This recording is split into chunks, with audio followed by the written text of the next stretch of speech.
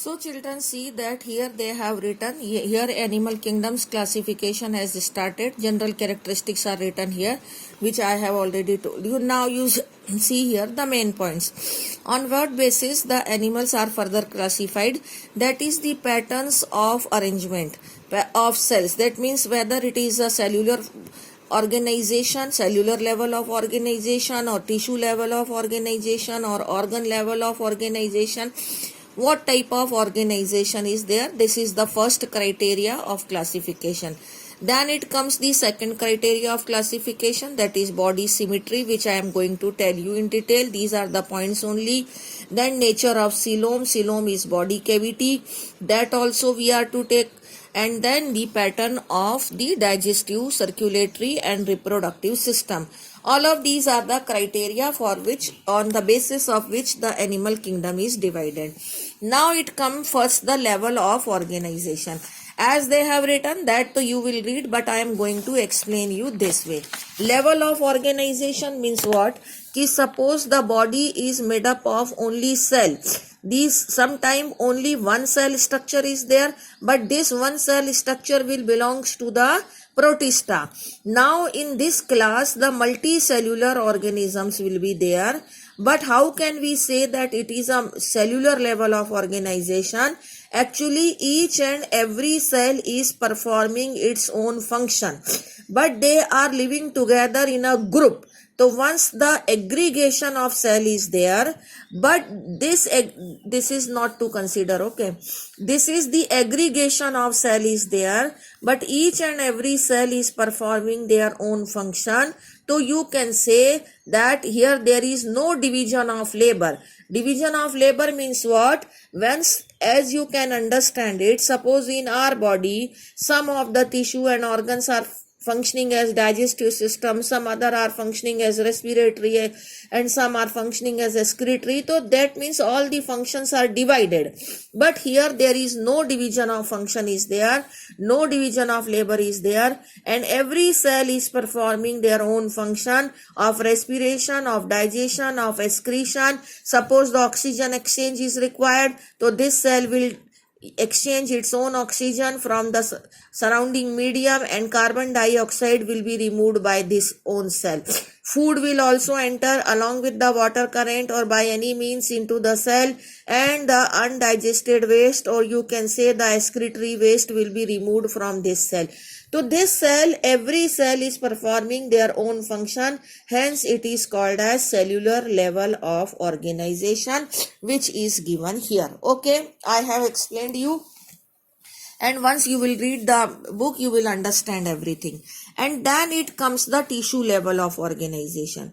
Tissue level of organization means what? Once the function is divided amongst the group of cell. Suppose again I can draw you one more diagram. Suppose this is the group of cell is there, and in this group these cell are being assigned a different function. These cell are assigned to different function, and this group of cell will perform the different function. I can give you the example. Ki suppose in the class you all children are sitting in front of me, and I have told to the 10 children, suppose this is the first row, and to the first row children I have told you that you are to bring the chart to decorate the notice board, okay, or to class board.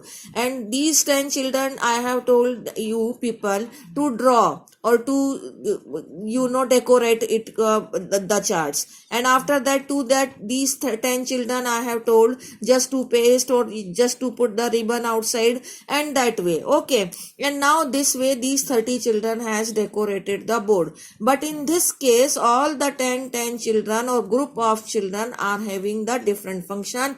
They are to bring the chart, they are to draw the chart, they are to paste it on the board. So that way the function is divided here, and this is called as what? Division of labor. So division of labor, if it is there and group of cell are performing a particular function, they are not performing any other function, so this type of structure is called as what? Tissue level of organization. As I told you, here every function is performed by every cell, but here all the functions are not performed by every cell, but they are performing a very particular function. This is called as tissue level of organization. Then it comes the organ level of organization. Suppose in your body the organ stomach is there, suppose, and this stomach is performing the function of digestion. The organ, the lungs are there, they are performing the function of diffusion of gases. Okay, the organ kidney is there, and these kidneys are performing the function of filtration of blood. So that way every organ is performing the different function. Okay, these group of cell has again modified, or they have now entered to the higher level of organization, and that higher level of organization is called as organ level of organization. Like kidney, stomach, liver, all of these are the organs of body. And when these organs group together to form a system, then that is called as system level of organization. Like in digestive system, the esophagus, the stomach is there, and then this small intestine is there, then the large intestine is there. So that way this is one organ system. Similarly in respiratory system, this is the trachea, these are the lungs are there, they are further divided into alveoli, and these are the nostril. So that way this is again one system. Similarly in kidney, these are there, then renal artery is there, the renal vein is there, the ureter is there, and the urinary bladder is there. So these, not to take this much detail, but I am just recalling you, this you have done in 10th class also, what all organs present in the body, or what are system present in the body. So this way there are various level of organization. This is cellular level of organization, this is tissue level of organization, this is organ level of organization, this is organ system level of organization. This all is explained here. So in which animal, which type of organization is there? If it is a cellular level of organization, that means it is a simpler type of organism, simpler type of animal. If it is a tissue level, that means it is little bit more evolved than this is first class. And if organs are formed, that means they are little bit more evolved than these. And if it is organ system are formed, that means they are most evolved.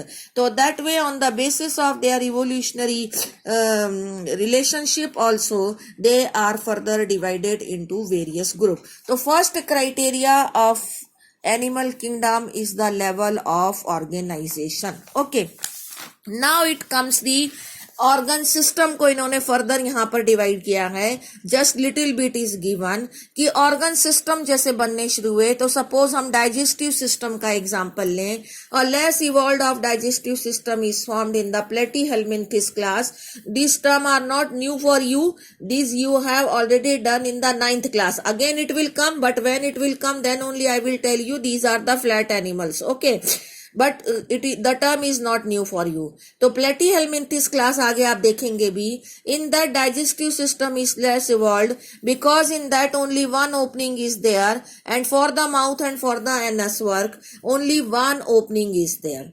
But in the complete, that is called as incomplete digestive system. This type of digestive system in platyhelminthes, in which only single opening outside the body serves both mouth and anus, hence they are called as incomplete digestive system. Important term. And then it comes the complete digestive system. Complete digestive system means what?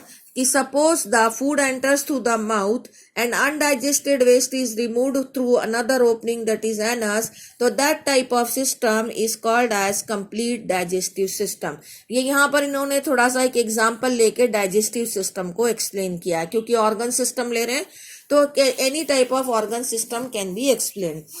Now what are these two? Here they have taken the another example of circulatory system.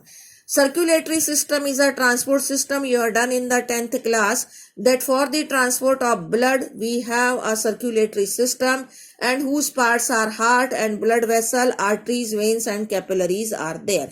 Now this circulatory system is further divided into open and closed circulatory system. Open circulatory system is a less evolved type of system in which what happens actually, कि suppose the body organ, suppose this is the body cavity and these are the body organs. So these body organs are filled, they are dipped in a open cavity. No blood vessels are there, only the hemolymph. It is mainly in arthropoda. ये जब classes आएंगी वहां पर और भी detail में आ जाएगा.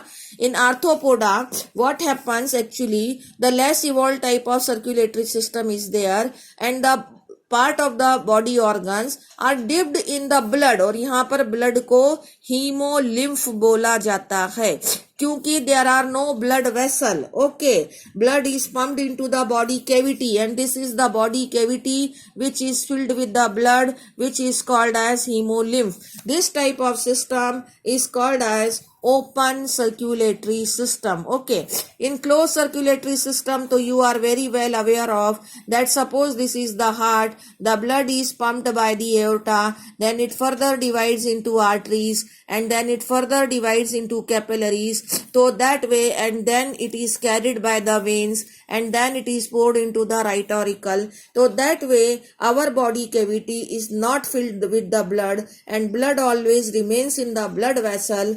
This type of system in which blood always remains in the blood vessel, it is called as closed circulatory system. Second video over.